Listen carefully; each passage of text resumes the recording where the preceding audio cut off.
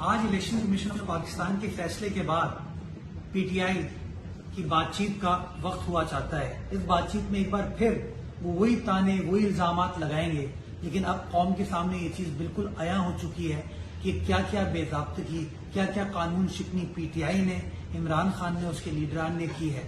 میں سمجھتا ہوں آج کا جو فیصلہ الیکشن کمیشن آف پاکستان نے، جو پاکستان کا ایک آئینی ادارہ ہے، کنسنسس یونانیمس فیصلہ کیا ہے، وہ اس بات کو شو کرتا ہے کہ عمران خان صاحب کی شروع سے جو بے ضابطگیاں کی ہیں، جو غلط بیانیاں کی ہیں، جو جھوٹ بولے ہیں، جو قانون شکنی کی ہے، وہ عوام کے سامنے اب کلیئر ہوتی جا رہی ہے. اور اب وقت ہوا چاہتا ہے کہ 4 سالہ دور حکومت میں جو کرپشن، جو آئین شکنی، جو قانون شکنی عمران خان اور ان کے دوستوں نے پاکستان کے ساتھ کی ہے، پاکستان کی عوام کے ساتھ کی ہے، میں سمجھتا ہوں اس کی بھی تحقیقات ہونی چاہیے تاکہ ونس اینڈ فار آل یہ فیصلہ کیا جا سکے کہ جو لوگ عوام دشمنی کرتے ہیں، جو آئین دشمنی کرتے ہیں، ان کے خلاف یہ آئین دوست قوم، یہ قانون دوست قوم کیا کارروائی کرتی ہے. پاکستان زندہ باد، جمہوریت زندہ باد.